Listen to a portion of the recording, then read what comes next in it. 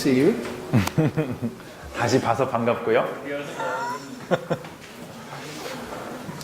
I will say I very much appreciate this chance to study with all of you today. 여러분과 이렇게 같이 공부하는 것도요, 저에겐 참 특권인 것 같습니다. So thank you for your perseverance. 이렇게 참 같이 저랑 같이 견뎌 주셔서 감사합니다. So all right. So we're going to finish this part of the book of Isaiah then in chapters 36 through 39. 그 마지막에 이제 36장부터 39장까지인데요. 이 부분을 오늘 끝낼 것입니다. And what you'll notice as you read these texts is that they're very similar to 2 Kings chapters 18 through 20.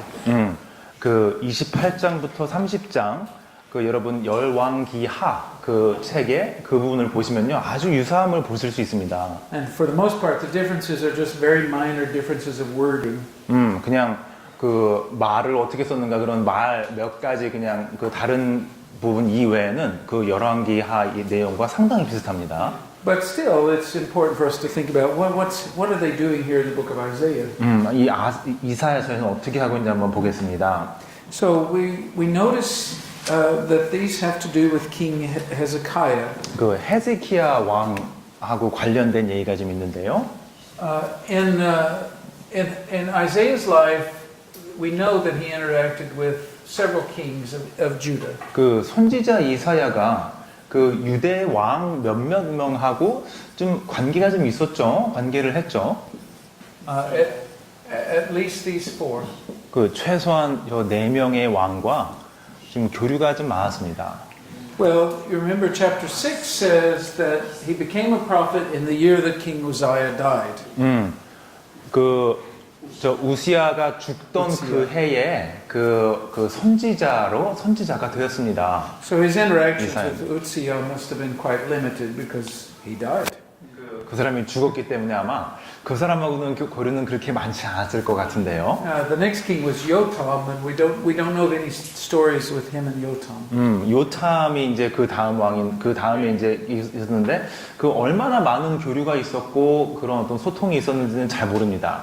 So mostly Isaiah interacted with these last two kings. 그래서 이제 대부분 그 이사야 선지자는 저 아래 두 분 있죠? 두 왕과 그 교류가 좀 많았던 걸로 And his 봅니다. interactions with Ahaz seem to have been quite negative.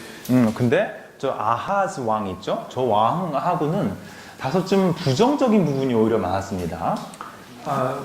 In a way that's not surprising because if you read 2 Kings, Ahaz comes across as an idolater.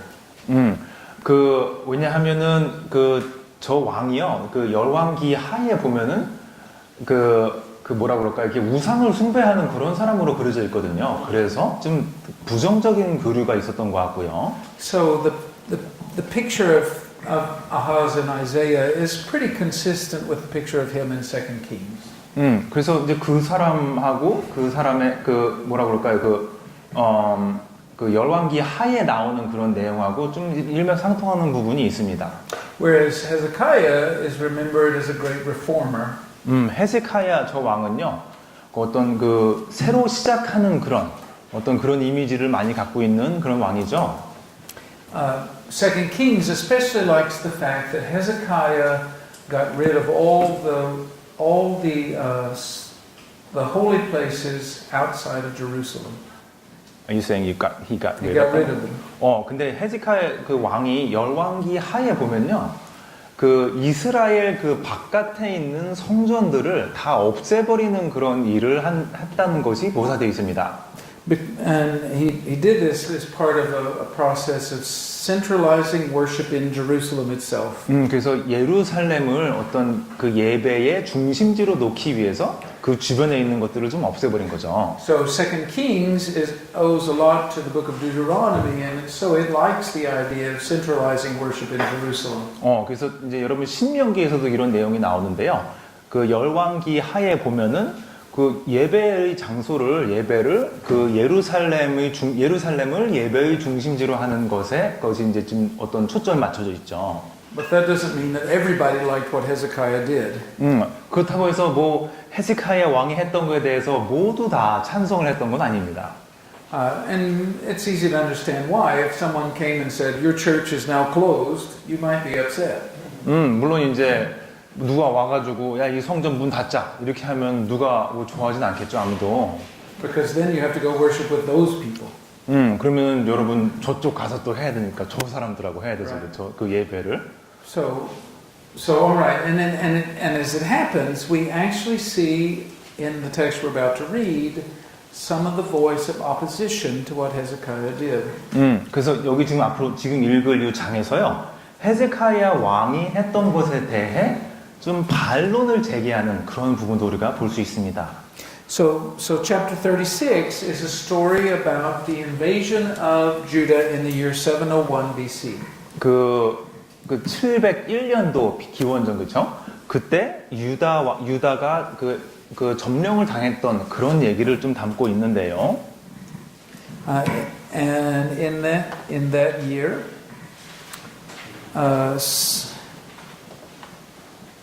Sennacherib invaded. It says, attacked the fortified cities of Judah and captured them. 그래서 세네크렙이라는 그 왕이 있습니다. 그 왕이 701년도에 유대를 점령하는 그런 이야기가 나오죠. And then his army is stationed at the town of Lachish. 라키시라는 그런 그 마을에 이렇게 주둔을 저 사람의 그 군대가 주둔을 했습니다. Which is southwest of Jerusalem. 예루살렘으로 보면 그 남서쪽 예루살렘이었죠. In fact, Lachish actually was a very impressive fortified city. 물론 근데 라키시라는 그 지방이요. 상당히 그 군사적으로 정비가 잘 돼 있던 곳이었어요. It controlled a major east-west highway. 그래서 이제 그 동서로 가는 그 도로를 어떻게 보면 이렇게 뭐 방어하는 그런 도시였죠. And there was a very large royal palace there until Sennacherib destroyed it. 그리고 또한 거기에는 큰 그 왕이 사는 그 뭐죠 이렇게 그 캐슬 성우도 거기 하나 있었는데 물론 이제 그 세네크레브 왕이 와서 그 사람 침략했어요. 거기 다 무너뜨린 그런 성이었죠. Yeah, actually the remains of that palace were excavated in the early 20th century, so you can now see them. 근데 Quite impressive. did you say Lachish? That's the town, right? 라키시라는 그 지방, 그 예루살렘의 그 남서쪽 여기 이제 있었는데요. 거기 이제 큰 왕의 성도 있었는데 그 20세기 말에 그게 이제 발굴이 됐습니다. 그래서 여러분이 지금 가서 또 볼 수가 있습니다. 그 잔해들을요. So in the story, Sennacherib then sends one of his officials to Jerusalem to demand its surrender. 근데 이제 Sennacherib is the king of Assyria. He's the king of Assyria. 그 아시리아 그 제국의 왕이었는데요. 그 왕이 제대로 들어오기 전에 사람을 한 명 전령을 보내서 야 너희 항복해라라고 이제 제안을 한답니다. This official his title is the Rav Shakeh. 그래서 그 세나케립 왕이 보낸 이 사람의 그 전령의 그 뭐라고 할까요? 직책은 저렇게 불리는 그쵸? 라비샤케. Rabshakeh. 랍샤케. 그쵸. 랍사게라는 직책의 사람이었는데요. So we don't know his name. That's just his title. 그 사람은 이름은 모르고요. 저 사람이 직책이 저거였다라는 것만 현재 알고 있죠.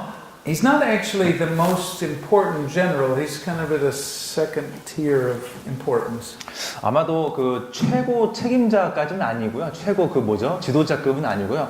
한 중간 지도자급 되는 사람이었답니다. But the reason they sent him there is apparently he spoke Hebrew. 저 사람을 보낸 이유는 히브리어를 할 줄 아는 사람이었기 때문에 보냈다고 합니다. So he shows up at Jerusalem and he starts making this speech to the people in the city walls. Tells them that they need to surrender. So 그 도시의 그 벽 거기 그 앞에 서 가지고요. 그 이스라엘 사람 그 예루살렘 사람들한테 당신들 항복하라 그렇게 말을 했답니다. And so let's just notice his speech. 그 사람이 무슨 말했나 한번 같이 볼게요. So verse 4. 자, 4절입니다. On what are you basing your confidence? 너희가 그렇게 잘난 줄 아는 이유가 도대체 뭐냐? And then he says, your words preparing for war are just empty words. 네가 지금 그 전쟁을 좀 준비하고자 하는 것 같은데 다 쓸모없는 짓이다. I know you're depending on Egypt, that splintered reed of a staff which pierces the hands of anybody who leans on it. 그 당시에, 당신들이 이집트에 대고 지금 그 믿고 있는 것 같은데 다 쓸모없는 짓이다. 뭐 그런 뜻이죠? And so 잠깐만요. he's, you know, it's a wonderful image actually. You're leaning on this stick, but the stick is broken and it's going to cut you. 근데 이집트가 이제 예를 들어서 그 정말 힘도 하나도 없는 그런 막대기와 같은 건데 거기에다 대고 네가 지금 의지하고 지금 까부는 거구나 이런 식의 이미지입니다. So so the speech is a very insulting, taunting speech. 그때 그래서 이 전령이 와서 얘기한 게 아주 상당히 그 듣는 사람들을 깔보고 듣는 사람들을 좀 너무 비하하는 그런 얘기를 하고 있죠. And he says to these people, you people can't do math. 당신들 진짜 뭐 계산도 할 줄 모르고 아무것도 모르는 그런 사람들이구나라고 하죠. But then he says something very interesting in verse 7. 7절에 보시면요, 근데 되게 재밌는 이야기를 하고 있습니다. He says, if you say to me, we're depending on Yahweh our God, 만약에 니네가 그 하나님의 그 네가 의지를 하고 있다면 isn't he the one whose high places and altars Hezekiah removed, saying to Judah and Jerusalem, you must worship before this altar? 이 사람이 잠시만요. 제가 7장이었죠, 그렇죠? 그 7절의 그 후반이죠, 그렇죠? 여호와를 신뢰하로나 하노라 하리라마는 그는 그의 산당과 제당을 히스기야가 제하여 버리고 유다와 예루살렘에 명령하기를 너희는 이 제단 앞에서만 예배하라 하던 그 신이 아니냐 하였느니라. 예. Which means that the Rabshakeh had accurate information about religious changes happening in the kingdom of Judah. 이 의미가 뭐냐면요. 그때 그 당시에 그 예루살렘에서 일어났던 일들을 이 그 전령이 잘 알고 있었습니다. And you ask yourself, how did he have that information? 그럼 그 사람이 어떻게 이런 걸 다 알고 있었을까? 다시 이런 그 재건됐다라는 거, 그런 걸 또 어떻게 알고 있었을까? 그러죠? 질문이 들죠? And the answer is that the Assyrians had a very elaborate spy network throughout 그게 this 이제 region. 답이 뭐냐면요. 그 아시리아 사람들에서는, 아시리아 왕국이 상당히 그 뭐라 그럴까요? 어떤 비밀 조직 같은 거 있죠. 그 스파이 조직 같은 게 아마 잘 정비되어 있지 않았나라는 생각을 하게 만듭니다. So somebody in Judah was sending messages to the Assyrian government about what was going on in this kingdom. 그래서 그 예루살렘 그 이스라엘 왕국에서 무슨 일이 일어났는지를 다 낱낱이 보고하는 그런 스파이가 한 명 있었을 것이다. 그런 예상을 하게 만들죠. We don't know who this ancient James Bond was. 이 당시에 제임스 본드처럼 했던 이 사람이 과연 누굴까? 누군 아무도 모르죠. But he does have accurate information, and that's interesting. 그렇지만 상당히 정확한 정보를 이미 가지고 왔다는 것 자체가 참 재밌습니다. But what's also interesting is he feels free to jump into the religious debate going on in that kingdom. 또 하나는 뭐냐면 저때 당시에 그 어떤 그 종교적인 그런 그 논의가 돼가는 것에 대해서 이 사람이 바로 그 한마디 던지는 그 정도라는 것 자체가 참 흥미롭습니다. And he basically says, how can you trust your king Hezekiah because this king is the one who's offending your God? How does that make sense? 만약에 헤zekiah가 너희가 왕이라면 이 왕이 그 막 성전을 막 그 다 문 닫고 그런 사람인데 어떻게 너 저 사람을 믿냐 이런 뜻이죠. In the ancient world, one of the most important things that a person could do was to show respect for the gods. And especially if you're the king, to take care of the gods' temples. 고대의 그런 왕국에서 보면요, 제일 중요한 일 중에 하나가 고대 왕들이 했던 일 중에 하나가 하나님의 성전을 지키고 하나님의 일을 행하는 그런 일이었죠. So the idea that you would close a place to worship the God of your kingdom was very, very strange in the ancient world. 그래서 그 고대 그 당시에 봤을 때 헤즈키야 왕이 했던 것처럼 성전의 문을 닫는 것 그거는 상당히 좀 어떤 그때 당시에 왕이 하던 일로서는 이해가 안 되는 그런 일이었습니다. So I think the Rabshakeh knew enough to play on people's frustrations with what was happening in their own kingdom. 그래서 그 당시에 이제 그 아시리아의 전령으로 와서 얘기했던 그 사람은 그렇게 성전의 문을 닫는 저 왕에 대해서 사람들이 좀 불만이 있겠구나라는 걸 이용을 한 거죠. And then he says one more thing that's very interesting in verse 10. 그래서 10절에 보면요, 이 저 전령이 또 한 가지 재밌는 말을 합니다. So, have I come to attack and destroy this land without Yahweh? Yahweh himself told me to march against this country and destroy it. 그 10절에 보시면요, 내가 올라와서 이 땅을 멸하는 것이 여호와의 뜻이 없음이겠느냐? 여호와께서 내게 이르시기를 올라가 그 땅을 쳐라, 멸하라 하셨느니라. 벌써 이렇게 말하고 있습니다. So the Rabshakeh picks up, makes a theological claim that the invasion of the Assyrians is the decision of the God of Israel. 그래서 여기서 말하는 게 저 전령이 말하는 게 뭐냐면요, 이스라엘 사람들한테 우리가 그 아시리아에서 이스라엘을 점령하러 오는 것은 하나님의 뜻이다라고 말을 하고 있습니다. So is this true or false? 맞는 말입니까, 아닙니까? 아닙니까? All true? 진짜인가요? 이 사람 하나님의 뜻이 맞습니까? It's kind of false and it's kind of true. 그쵸, 진짜기도 하고 또 아니기도 하죠. I mean, there is a sense in which God is using Assyria to punish Israel. 물론 그 이스라엘을 뭐라고 할까요? 이렇게 죄에 대해서 그 평가를 하고 죄에 대해 처벌하는 데 있어서 아시리아라는 큰 왕국을 이용했다라는 그런 부분에 대해서는 당연히 맞는 말이죠. But the timing may not have been God's choice. 근데 아마도 저때 그 아시리아가 치게끔 한다는 그 부분이 아마 과연 가장 좋은 시간이었을까 하는 그 부분 의구심이 나죠. And the extent of it may not have been God's choice. 그리고 이제 얼마나 많이 망가뜨렸나 이 부분은 아마 주님의 그 결정하신 부분은 아닌가 하는 생각이 듭니다. So I have this bad habit of asking trick questions. 저는 이제 좀 이렇게 어려운 질문 있죠. 약간 대답이 쉽지 않은 질문을 하는 걸 저 참 즐기는데요. But I think the story wants us to wrestle with the question of whether it's true or false. 물론 이제 이 자체가 이 얘기 자체가 이게 실제로 그런 건 실제 말을 얘기하는 건지 아닌지 자체도 지금 좀 의심스럽습니다. Now, what's interesting is that the officials in Jerusalem don't deny the Rabshakeh's speech. 근데 저 전령이 와서 막 얘기했던 것들을요, 그 이스라엘의 그 지도자들이 아니다라고 이렇게 와서 반론을 하지 않습니다. What they say is, stop speaking Hebrew.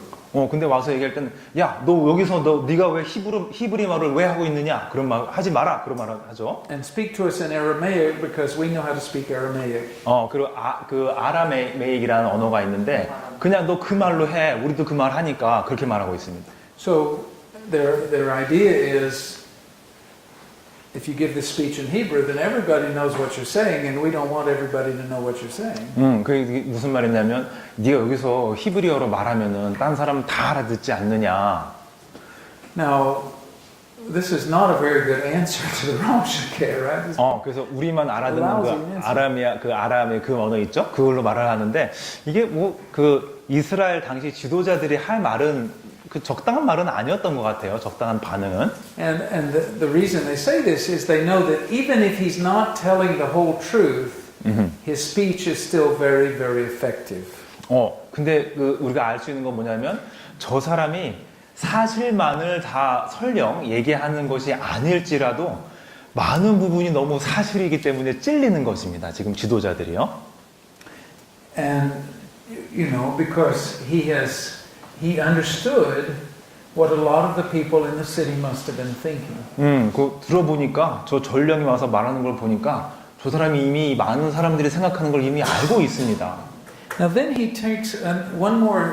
First of all, then he says, "Don't trust Hezekiah." 첫 번째 저 전령이 와서 말하기를, 야 헤zekiah 왕 신뢰하지 마라 이런 말하죠. And then he says something in verse 18 that seems to contradict what he said earlier. 그리고 18절에 보시면요, 이 사람이 와서 처음에 얘기했던 것과는 좀 반대되는 그런 또 얘기를 하고 있는데요. He says, don't let Hezekiah mislead you by saying the Lord will deliver you. 그 헤즈키야 왕이 하나님께서 너희를 구원해 주실 거다라고 말할 때 그거 믿지 마라 이렇게 말하죠. And then his argument is the other gods of other cities didn't deliver their cities from us. 그게 왜냐하면 다른 도시에 우리가 갔을 때 있잖아. 다른 도시에도 자기들 다 하나님이 있었는데 그 하나님이 하나도 안 도와주시더라라고 말하죠. And therefore you shouldn't expect your God to deliver your city from us either. 마찬가지로 너희들도 우리가 와서 이제 그 치러 올 때 있잖아. 너희 하나님이 너 구해줄 걸 생각하지 마. 이렇게 얘기하죠. So earlier in the speech he said, the God of Israel told us to attack you. 근데 이 사람 얘기할 때는 처음에 하나님께서 우리로 하여금 이스라엘을 치라라고 얘기했단다. 얘기했죠. So he's powerful enough to commission us to go. 그래서 하나님이 정말 위대하고 힘이 있는 분이라는 것을 인정을 하는 부분이 나오는데요. 앞에서. But he's not powerful enough to prevent us from capturing you if we really want to. 근데 사실은 하나님이 우리가 가서 너희를 치는 것을 막아주지는 못할 정도다라는 말을 18절에서 하고 있습니다. Which is, so the Rabshakeh is portrayed here as a blasphemer. 그래서 이제 거기서 보면요, 이 하나님은 어떻게 보면 좀 비하하는, 그렇죠? 그런 어떤 그 블라스페미가 뭐죠, 우리는? 신성 모독 같은 걸 하고 있죠, 그렇죠? Yeah. Though it is interesting. He does have an interesting argument, doesn't he? 좀 재밌는 이런 어떤 논지를 갖고서 말하고 있습니다, 이 사람이 전령이요. If we keep winning, we'll probably keep winning. 우리가 뜻이 뭐냐면 우리가 계속 이겨왔으니까 너희도 이길 게 뻔하다. 우리가 이길 게 뻔하다. 그런 논지죠. But it turns out that he's overconfident. 근데 알고 보니까 이 사람이 너무 지나치게 자만심에 꽉 찼습니다. So what do you think about his speech? 이 사람이 지금 했던 말들이 어떻게 들립니까, 여러분한테? 어떤 느낌이 드세요? 이 사람이 한 말에 대해서? Lapsaki mistakenly believe, right? Hezekiah reform in cleansing the temple and destroying idol and altars to be against God. Right. 그래서 예, 저 사람이 생각할 때는 그 헤즈키야 왕의 왕의 믿음 자체가 헤즈키야의 교회 성경을 깨끗하게 하는 거하고 헤즈키야가 하는 일들이 교회 성경하고 다른 우상이나 다른 하나님 성경이 아니라 다른 신당들 우상을 섬기는 제단과 신당들을 헤즈키야 왕이 없애버린 거예요. 성경이 없앤 게 아니라 이제 그것을 생각할 때 이제 랍사게는 오해한 거죠. 하나님에 대해서 반대한 거라고 생각했다는 거지. 그 원래 좋은 일을 했는데 저 전령은 나쁜 일을 했다라고 오해를 한 거군요. 예. 생각할 때 하나의 성전을 없앤 게 아니고 신당과 우상을 예. 섬기는 제단들을. 이것은 4절의 말씀을 근거로 해서 신의 자리에 납세하게 사내인이 신중의 신이다라는 것을 백성에게 공포하기 위해서 준비된 말씀이라고 생각해요. So I believe what the person said was quite prepared, just to show that his king is the king instead of Hezekiah. Right. 그러니까 그 아시리아의 왕이 진짜 백성들한테 계속 침공을 당하지 않습니다. 승승장구하고 왔으니까 4절에 왔을 때 대왕 사내림이라고 말하잖아요. 예. 그러니까 랍사게가 와서 이 18절의 19절의 말씀은 너네 신의 자리를 도전한 거죠. 그러니까 이 사내림이 신중의 신이다라고 백성들한테 드러내준다는 거죠. So 이김을 가지고. the Rabshakeh was trying to show the people that Sennacherib is the king of the kings, Right. and he is the real power. Right. So that's one of the things that he tried to emphasize Yes, that's at right. speech. That's right. 그렇죠. And you see, it's a very beautifully constructed speech, very carefully worked out. 사실은 저 사람이 했던 말이요. 아주 그 신중하게 이렇게 아주 그 준비된 그런 그 말입니다. Yeah. I mean, you read the speech and you're almost convinced yourself. 아마 여러분 읽으시다가 그래 맞아. 여러분이 예. 아마 여러분이 설득되시죠, 그렇죠? Which to me is fascinating because it says the biblical tradition is very honest about what is being said, right? Doesn't try to hide anything. 그래서 이제 왜냐하면 이게 참 재밌는 이유가 우리가 뭐 특별히 숨기려고 하는 게 아니라 솔직하게 그냥 다 갖다 내뱉어내면서 말하죠. 그래서 좀 어떻게 보면 중요하기도 합니다. So then the question becomes, what do you do next? 그 다음에 뭘 했나요? 그래서 And this is chapter 37. 자 37절로 가보겠습니다. In chapter 37, the first thing that 37장이요. 참 37장으로 가보겠습니다. 예. yeah, the first thing Hezekiah does is he goes into a ritual of mourning and repentance. 그 헤즈기야 왕이 아침에 이렇게 그 회개를 하러 이렇게 가죠. And he thinks carefully about the speech that the Rabshakeh has given. 그래서 하나님 앞에 가서 회개를 하러 가서 저 전령이 와서 했던 말을 이렇게 심사숙고하게 됩니다. And so he went to the temple to pray to God. 그래서 성전으로 가서 하나님께 기도를 하고자. And this is verse 16 of chapter 37. 37장 16절을 같이 보시겠습니다. And he gives you this really quite wonderful prayer. 되게 상당히 좋은 그 기도 말이 나와 있는데요. He says to God, first of all, he describes God as the one who is enthroned over all the kingdoms of the world. 어떤 말이 있냐면 이 세상을 모든 것을 아우르는 하나님이 바로 그런 왕이시다라는 말이 나오고요. And he says to God, I want you to listen to the speech these people made to me. 그리고 하나님께 하나님 저 사람이 와서 얘기했던 것에 하나님도 들으셨죠라고 말합니다. And he says, I want you to notice that all these other gods failed. 다른 하나님들이 다른 지역을 다른 지역에서 모시던 하나님들이 다 실패를 했답니다라는 말을 합니다. 다른 신들은 다 실패를 한 거죠. And so he appeals really to God's sense of honor. 그래서 하나님께 Okay, you know what? We'll repeat that. I'm sorry. You want to try it again? Yeah. He appeals to God's sense of honor. 그래서 어떤 하나님께 나는 뭐라 그럴까요? 이렇게 하나님께 영광을 돌리고 복종하는 그런 어떤 느낌을 주죠. And he says really to God, are you going to let these people get away with what they said? 그래서 이렇게 말합니다. 하나님께 이렇게 말했는데 그냥 놔두실 겁니까? 이렇게 지금 물어봅니다. And so of course the answer is that they do not get away with what they had said. 그래서 하나님께서 그냥 놔두지 않으시죠. So verse 22. 22장 보시면요. Now the Rabshakeh speech was very insulting. Right? 아까 전령의 얘기가요. 말이 너무나 이게 사람을 헐뜯는 그런 비하하는 얘기였습니다.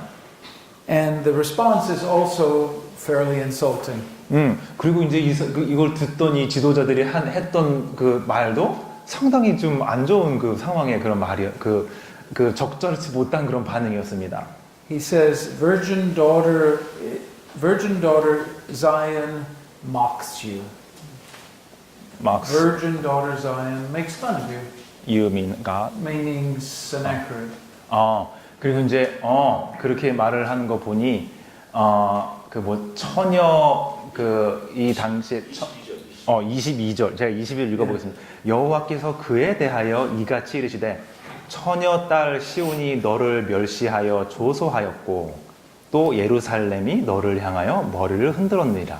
여기서 너라는 것은 세네케렙이라는 왕을 말하는 걸 제가 이해했습니다만 예.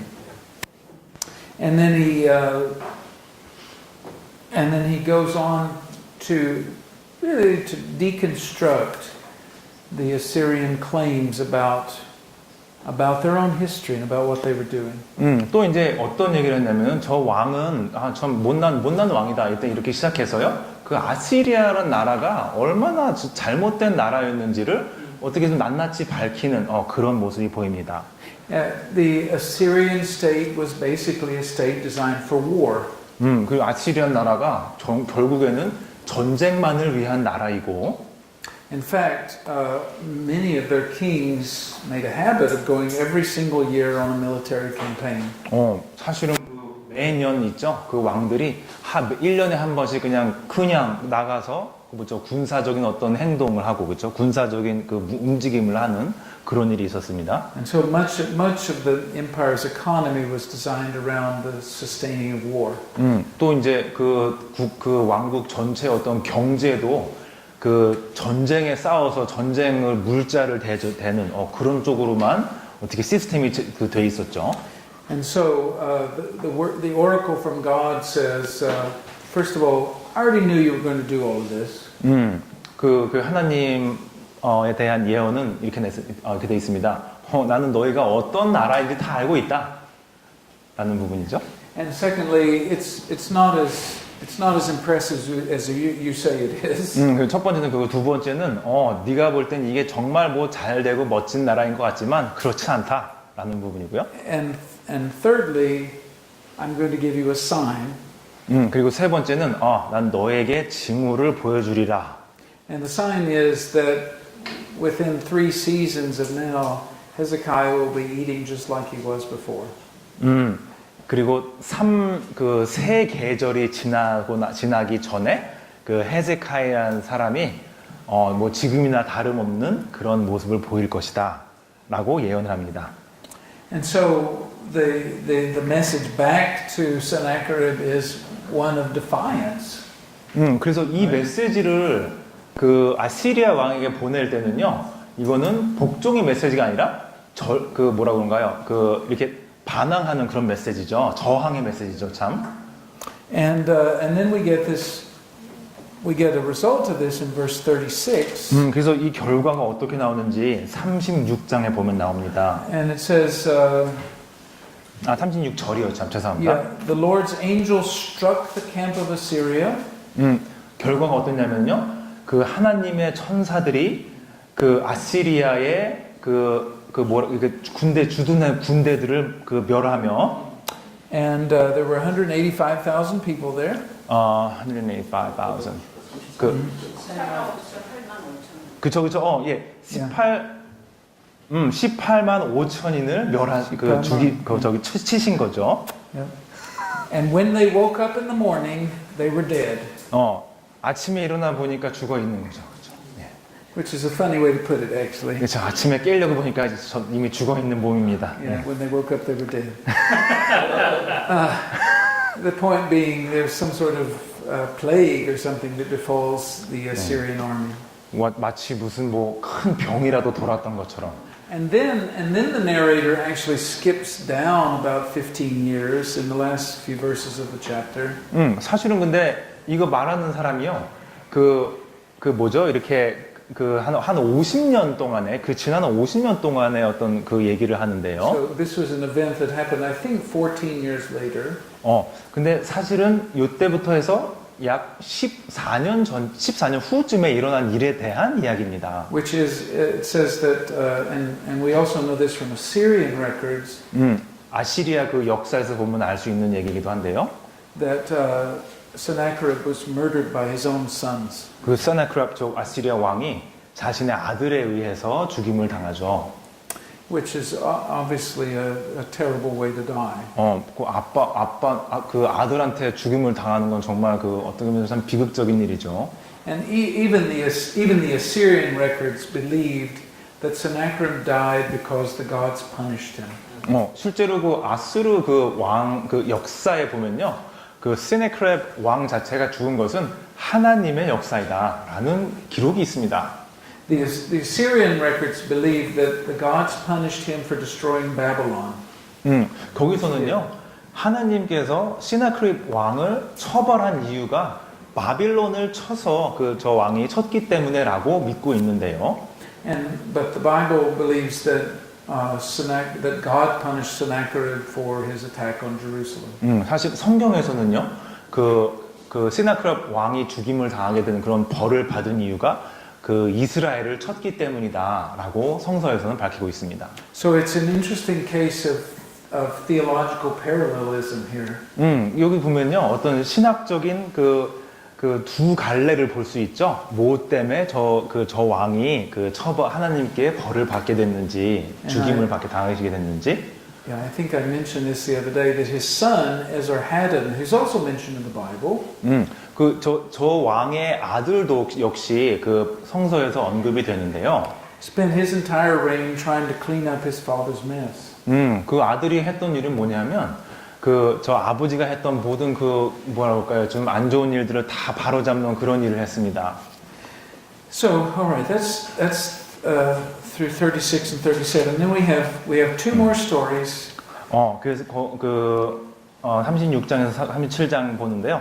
한 두 가지 이야기가 더 있습니다. 할 얘기가요. One is the story in chapter 39 about a visit from the Babylonians, and I mentioned this the other day. 그래서 또 그 중에 한 가지는 39장에 나오는 바빌론에서의 어떤 뭐라고 할까요? 그 방문에 대한 이야기가 있고요. So I want to focus on the story in chapter 38. 지금 그 38장에 있는 이야기를 먼저 해볼게요. This is a story about about Hezekiah's illness. 이거는 그 헤스키야 왕의 병에 대한 얘기입니다. To me, chapter 38 is a beautiful story about piety, about religious faith. 그 38장은요, 어떤 종교적인 이렇게 사람이 종교적으로 이렇게 잘 뭐랄까 온건하고 아주 그냥 잘 믿는 그런 믿음, 경건함에 대해서 이 38장 얘기를 하고 있는데요. Yeah.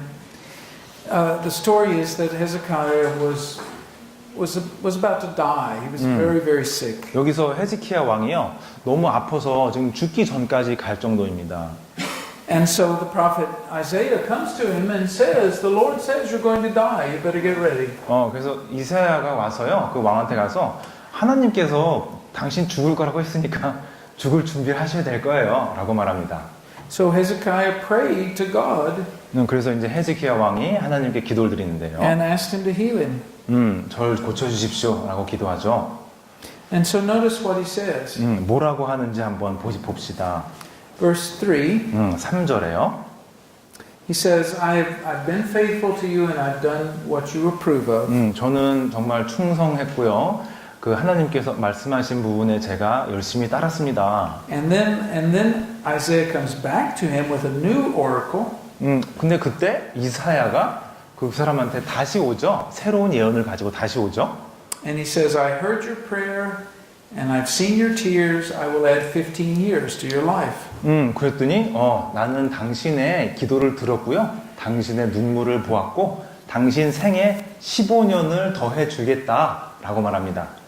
To me it's very interesting because just because the prophet said he was going to die didn't mean he was going to die. 물론 Right? 그 선지자가 와서 당신 죽을 거다라고 했다고 해서 꼭 죽는 건 아니다라는 것이 참 흥미롭죠. 어떻게 보면. And it's an interesting contrast to Ahaz here at this point too. 저기 아하즈 왕의 하고 다소 대조적임을 볼 수 있는데요. When Ahaz said, when Isaiah said to Ahaz, this is what you need to do, Ahaz said, no, I'm not going to do it. 그 아세야 선지자가 아하즈 왕한테 가서 당신 이런 거 해야 돼 했을 때 아하즈 왕이 너 안 할 거야 그랬죠. When Isaiah said to Hezekiah, this is what's going to happen, Hezekiah said to God, please don't let this happen. 근데 아세야 선지자가 헤즈키야 왕한테 가서 이렇게 될 거다 그랬더니 헤즈키야 왕은 하나님한테 직접 얘기를 하죠. And I think the contrast is that Ahaz only talked to Isaiah, but Hezekiah talked to God. 아직 보시다시피 아하즈 왕은 그 이사야의 말을 듣고서 이사야한테 그냥 반문을 하는데요. 그 반면 헤즈키야 왕은 하나님께 말씀을 바로 드리죠. Neither one of them wanted to accept what Isaiah had told them. 물론 둘 다 선지자 그 이사야가 얘기했던 것을 받아들이고 싶지 않았던 건 똑같습니다. But Hezekiah went to the source of the oracle and not just talked to himself. 근데 그 헤즈키야 왕은 그 예언을 자기한테 전달해 준 사람한테 얘기한 게 아니라 예언이 온 그 원점으로 가서 하나님한테 말씀드린 거죠. I think there's probably a sermon in there somewhere, don't you think? 아마 이런 여기서 이제 설교 제목이 또 나오지 않은가 싶은데요. I think so. And then so then he says, I'm going to give you a sign to prove that this is true. 또 이제 거기서 얘기하는데요. 나는 징후를 보여주겠는데 내 말이 맞다는 것을 보여주는 그런 그 징조를 보여주겠다 하죠. And it has something to do with movement of the sun on a sundial. 이게 이제 태양 시계, 그 뭐라 그러죠? 해시계의 그 움직이는 것과도 관련이 있는데요. So you're talking about the signs about the Hezekiah king living like 50 more years. This will prove that he's going to live 50 more 저 years. 왕이 15년 더 살게 될 거라는 그 말에 대해서 그 말이 맞음을 보여주는 징후를 보여주는데요. 그게 이제 그 해시계의 어떤 움직임과 다 관련이 있다 그런 말씀입니다. So it's some sort of miracle of the way sunlight is being manipulated, but I don't think at least I don't know quite what this verse means. 네, 이게 어떻게 보면 이 부분이요. 그 태양 빛이 우리가 이제 그걸 어떻게 이용할 수 있고, 그걸 어떻게 잘 이해하는 부분에 관한 그런 얘기인 것 같은데, 정확하게는 잘 모르겠습니다. But what's important is what follows, the prayer that Hezekiah prays. 중요한 건 뭐냐면요. 헤즈키야 왕이 기도를 하는데 그 기도를 한 후에 어떤 일을 하는지 그게 중요하죠. And so let's notice that in verse 10, beginning in verse 10. 10절 한번 같이 봅시다. So this is a prayer that he prays to God in thanksgiving. 그래서 헤즈키야 왕이 그 하느님께 기도하며 하느님께 감사를 드리는 그런 부분이죠. I said, I will walk in my best days of living in the gates of Sheol. 그래서 이런 말을 하죠. 그 10절에 보시면요. 내가 말을 나는 중년에 스올의 문에 들어가고 나의 여생을 빼앗기게 되리라 하였도다. I will be deprived of the best years of my life. 나는 내가 나의 그 전성기는 다 끝났다. So if you think about it, Sheol is what? 거기서 스올이란 말이 나오는데요. 그게 뭐죠? Sheol. That means death? Yes, it's the place of the dead. The place of the dead. 그렇죠. 죽음의 장소라고 의미가 있습니다. And you notice how it's portrayed. Sheol has gates. It has gates, therefore it's like what? 그게 어떤 그쵸? 시올이라는 곳이 문이 하나 있는 것처럼 보이죠. 그 문을 지나가면 죽음. 그래서 어떻게 묘사가 되어 있나요? 문이 있는 걸 보니까 스올은 죽게 되어서 가게 되는 곳을 말하고 죽음이라는 것이 그 문을 말하는 게 아닙니까? So the Sheol is the place for the dead, and the door is the one who died will go through. Right, exactly. 그렇죠? 가면 그게 죽음이죠. So if it has gates, it's like what? It's like a city. 문이 있다면요, 어떤 하나의 도시 같은 그런 개념이 아닌가, 그렇죠? 성이 있고 문이 있고 그런 도시 같은 개념처럼 보이게 이미지를 만든 거죠. But not the sort of city that tourists go to. 물론 뭐 관광객들이 가는 그런 도시는 절대 아니죠, 그렇죠? Right. It's a very gloomy and depressing sort of place, obviously. 아주 어둡고 아주 어려운 그런 장소겠죠. It's interesting to me. This idea of going down to Sheol is actually in a lot of psalms as well. 물론 이런 이미지가요. 나는 스올이라는 그 죽음의 장소로 간다 이런 이미지를 시편에서도 여러 곳에서 볼 수 있는데요. And you may remember that even in the book of Jonah, when he's inside the great fish, he says that he's gone to the gates of Sheol. 요나에서도 그 큰 물고기 뱃속에 있을 때 내가 스올로 가는 문으로 가는구나라는 그런 말을 합니다. Or in the outside the Bible, in the Epic of Gilgamesh, you have a similar image. 여러분 그 길가메시라는 책 성서는 아니고요. 그 옛날 그 돌에 새겨진 그런 그 글이 있는데요. 거기서도 비슷한 말이 나옵니다. And in that text, everybody in the place of death wears dirty clothes, and you never make eye contact with anybody. 그래서 그 길가메시라는 그런 성서에 다른데 보면요. 너 죽어서 갈 때는 옷도 아주 지저분하고 누구의 눈도 너는 누구하고도 눈을 마주치지 않을 거다라는 말이 나옵니다. But I think most of the point, if you go to Sheol, normally you don't get to come back. 그 중요한 건요. 이 시올로 가게 되면 아마 다시는 돌아올 수 없는 그런 곳을 가는 거죠. And yet, in a lot of these psalms like this one, and like Jonah, and like some of the psalms of lament, people do in fact come back. 근데 가만히 보시면요. 그 여기서도 그렇고 그 또 조나에서도 그렇고 사람들이 사실은 돌아올 수가 있어요. 돌아오는 경우가 있죠. Now, notice just a couple of other things he says. Verse 11. 또 몇 가지 보겠는데 11절 한번 보세요. He says, I will not again see the Lord himself in the land of the living. No longer will I look on my fellow people or be with those who now dwell in this world. 그 11절 같이 보시면 아시겠지만 내가 또 말하기를 내가 다시는 여호와를 배웁지 못하리니 산 자의 땅에서 다시는 여호와를 배웁지 못하겠고 내가 세상의 거민 중에서 단 한 사람도 다시는 보지 못하리라 합니다. So Hezekiah believes that if he dies, what's he going to lose? He will lose the kind of relationship he has with God, and he will lose the kind of relationship he has with other human beings. 그래서 여기서 보면요, 헤즈기야 왕이 믿는 게 뭐냐하면 내가 죽으면 나는 하나님과의 관계도 끝이고 사람들과 모든 사람들과 관계도 다 끝난다라는 믿음을 보여주는데요.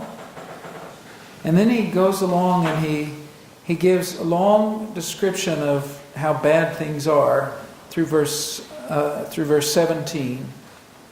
17절까지 쭉 보시면은 얼마나 이게 나쁠 것인가, 얼마나 참 어렵고 그 어둠으로 가득할 것인가라는 걸 보여줍니다. And then he says something that you see in a lot of other psalms in verse 18. 그리고 이제 그 18절에 보면요. 그 시편에서 많이 봤던 것들 중에 한 가지가 나오는데요. He says, Sheol cannot praise you, death cannot extol you. 시올이라는 것 자체, 시올이 당신을 잠시만요. 18절 같이 보겠습니다. 시올이 주께 감사하지 못하며 사망이 주를 찬양하지 못하며 라고 합니다. The people who go down sorry, I lost my place. The people who go down to the pit cannot tell about your trustworthiness.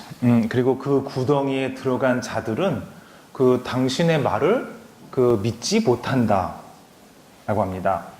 The idea is that once you die, you no longer have the opportunity to sing praise to God. 그래서 여기서 이제 강조되는 이미지가 뭐냐면 네가 일단 죽으면 너는 하나님을 이렇게 찬양할 그럴 기회를 다시는 얻지 못한다. 그런 의미가 보이는데요. Now this is different. This is obviously very different from later biblical views of what happens to people after they die. 물론 이 사람이 믿었던 것이 나중에 우리 믿는 사람들이 믿었던 거하고는 상당히 다른 그런 그 믿음을 보여주죠. Because if you read a book like Daniel or you read the New Testament, people who die just keep on praising God. 그렇죠. 데니엘서라든지 아니면 그 신약도 보면은 죽은 사람들도 계속해서 주님을 찬양한다는 그런 말이 나오죠. They just get to hang out with the angels while they do it. 천사들과 같이 놀고 뭐 그렇게 좋은 모습이 보이는데요, 오히려. But in a text like this, the idea is really that the things that we treasure in this life stop when we die. 근데 여기서는 우리가 살았을 때 그렇게 좋고 살았을 때 같이 하던 그런 것들이 이제 다 죽음과 함께 끝난다라는 모습입니다. So even though you can't avoid dying, you want to put it off as long as you can. 그래서 뭐 죽음을 막을 수는 없지만 죽음을 최대한 그 늦게 할 그 질질 끄는 뭐 또 그렇게 하는 뭐 사람들의 모습이 보이죠. But then he says, verse 20, 20절에 보면요. he says, The Lord will save me, 하나님께서 나를 구원하실 것이다. and we will sing with stringed instruments all the days of our lives in the temple of the Lord. 그리고 하나님의 성전에서 그 악기를 들고 하나님을 축복하고 노래할 것이다라고 합니다. So Hezekiah represents a kind of deep religious faith in God. 여기서 그 헤세카야 왕이 보여주는 것은 정말 아주 깊은 그런 그 하나님에 대한 믿음을 보여주는데요. It doesn't look exactly like later Christian or even Jewish faith. 사실 이게 그 유대인들이나 나중에 어떤 이후 크리스찬들의 어떤 그런 믿음과는 좀 다른 것 같아요. But it's certainly recognizable as being part of the same process. 물론 이제 그 약간 다르긴 하지만 그래도 같은 종류의 믿음이고 같은 종류의 어떤 그 과정을 보여주는 것 같습니다. Because his confidence is, his hope is that he will be able to live a life in constant connection to the God who will save him. 왜냐하면 그 사람이 갖고 있는 그 희망이 이 하나님이 나를 구원해 주실 거고 하나님과의 어떤 연결이 계속될 것이다라는 그런 희망을 보여주고 있죠. So you remember the Psalm 23? 혹시 시편 23장 기억하십니까? The last line is goodness and mercy will follow me. 마지막 줄이 그 좋음과 그 goodness and what did you say? Goodness and mercy will follow me all the days of my life. 그렇죠. 그 사랑과 좋음, 그렇죠. 좋은 것과 자비가 나와 함께 할 것이다 평생. And I will dwell where? 그리고 나는 여기에 거할 것이다. 어디에? 여호와의 집에 영원히 거하리로다. The house of God. In the house of the Lord forever. 그렇죠. 하나님의 집에 영원히. Right. And that's the same idea as the one Hezekiah has right here. 그게 그 헤즈키야 왕이 여기 20절에서 보였던 그런 부분과 아주 비슷합니다. He sees himself as always being somewhere near the temple and always engaging in praise of God. 그 자기 자신을 나는 성전 그 근처에 있을 것이며 하나님을 항상 찬양할 것이다라고 말하고 있습니다. And so he was healed. 그래서 그 사람의 병이 고쳐졌습니다. I think it's an interesting story. 참 재밌는 이야기 같지 않습니까? So we've seen. I'm going to tie this together. We're going to finish in just a minute. 금방 끝낼 건데요. 다시 한번 정리해 볼까요? I'm going to try for 3:47 again. 이번에 47분쯤에 끝내겠습니다. Maybe slightly earlier. I don't know. We'll see. 조금 더 일찍일 수 있고요. But we've covered a lot of ground today from chapters 24 through 39. 오늘 그래서 24장부터 39장까지를 오늘 커버하고 있는데요. And we've seen lots of different things happening in these texts. 정말 많은 일들이 일어나는 걸 우리가 볼 수 있죠. We've seen some things that were very similar to what we saw yesterday, and some things very different. 어제 얘기했던 것들하고 다소 비슷한 것도 있고 많이 차이가 나는 그런 부분도 있고요. Tomorrow we're going to get to chapters 40 to 55. 그래서 내일은요. 그 40장부터 55장까지를 같이 볼 겁니다. And I have to say for me personally, these are among my very favorite texts in the whole Bible. 사실 그 부분이요. 제가 제일 좋아하는 성서의 부분이기도 합니다. So there's a very good chance that tomorrow we may have singing and dancing. 진짜로 어쩌면 내일은 노래하고 같이 춤출 수 있습니다. So maybe you should invite your friends who might want to 친구들도 sing 데리고 and 오세요. dance with us. 춤도 같이 출 친구들 데리고 오세요. Actually, you don't want me doing any dancing. 내가 춤추는 거는 제가 보여드리고 싶지 않아요. But what we'll see is the book of Isaiah pulling together all of this and saying, let's talk about what it looks like when God is among us. 그 이사야 선지자가 이렇게 뭐 이런 여러 가지 얘기를 하면서 자, 하나님이 여기에 거하실 때 자, 나라가 어떻게 되는지 한번 보자. 이런 말을 하죠. 이렇게 보여주는 것으로 이해하시면 되겠습니다. And we'll enter into this language of celebration. 그래서 그 축복의 말, 축하의 언어를 같이 보겠습니다. So I think you'll like it. 그래서 여러분도 아마 좋아질 것 같아요, 내일. So let's end by praying together. 그래, 같이 기도로 마치겠습니다.